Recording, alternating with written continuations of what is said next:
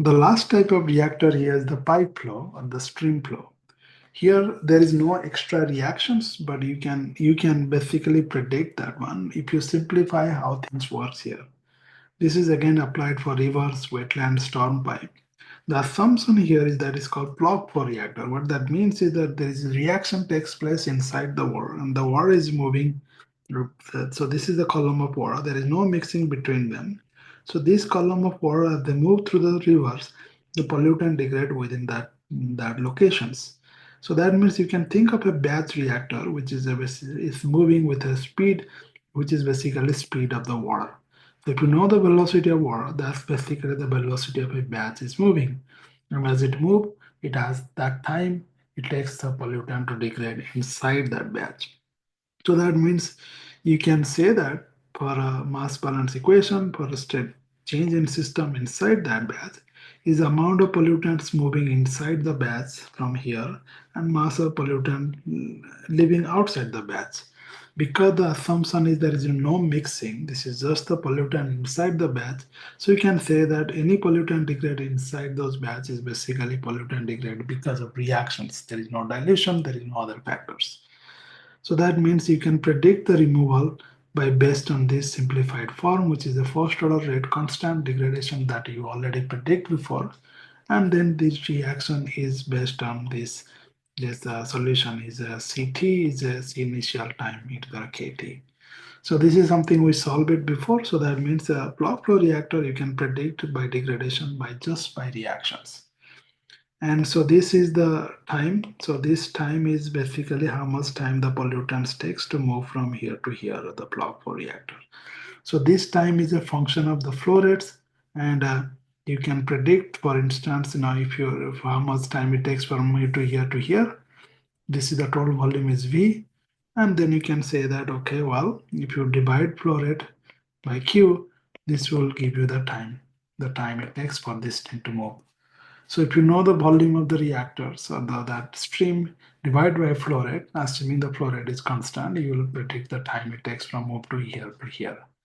Another way you can write is volume if you know the area. Area is basically area times length. This is the length. And then flow rate is basically Q.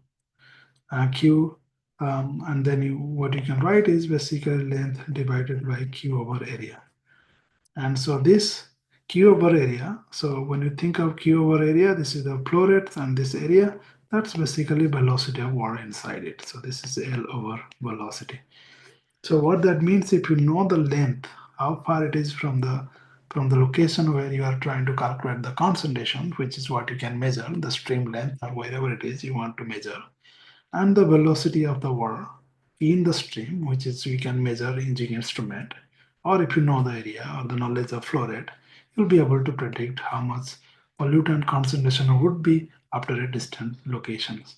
So this time is a factor of L, so that means you can say that C after a distance L would be C0 is basically at the time where it is mixed exponential minus K and time is basically L over B. So this is much easier to solve it because all you know is what's the length of the distance from where you are trying to calculate the concentrations.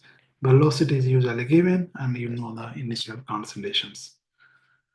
So that's what I wrote it here. So just remember this is equations you can use CL. So let's solve the example so that you can know how to solve it. An accidental spill of benzene in a stream flowing at certain flow rate, 1000 liter per minute with a cross section area of 10 meters square. So the area is 10 meters square and the flow rate is 1000 liter per minute. Increase the benzene concentration at the location to 500 milligram per liter. So that means imagine this is a point where the concentration when you measure distance equal to 0, this is the point mixing point is 500 milligram per liter. Assuming that the benzene decay with a rate constant, the K is given is 0.1 over day. What would be the concentration of benzene after 1 kilometer from the location where it was spilled? So you are saying that What is the concentration after L equal to 1 kilometers? So based on this is a stream flow, so that means you can assume this is a plug flow reactor. So plug flow reactor, the equation is that concentration after a distant cell is basically concentration at distance 0 from the mixing point time exponential minus k L by velocity.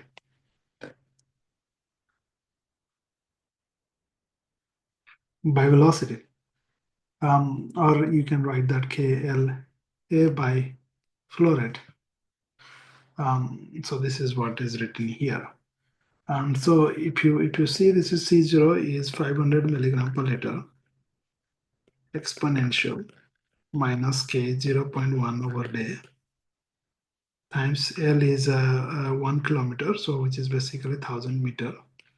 Area is 10 meter square divided by flow rate. Flow rate is 1000 liter per minute. So that here you can change that a lot of different units are there. So you can change 1000 liter is same as 1 meter cube. That way you can cancel liters and these are all meter cube cancel. And then you have a minute here, you have to change to day. So that means you can think of you have a day here. So that means 1 day is how many minutes?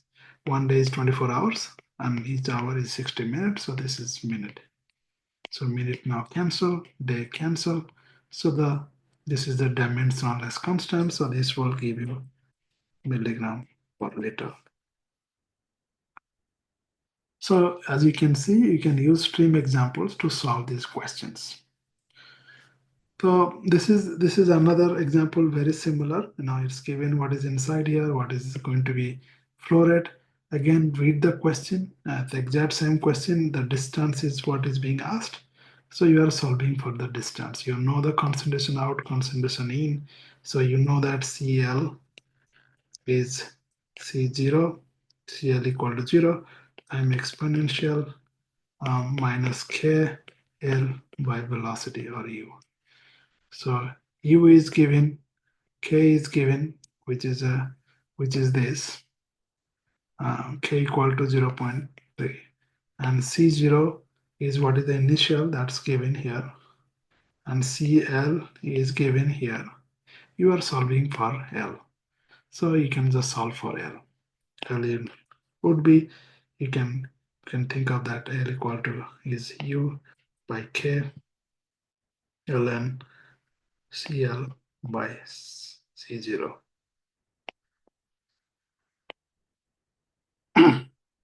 So you can solve this. And there are other equations here. There is another example, same question, very similar question. You should be able to solve these questions.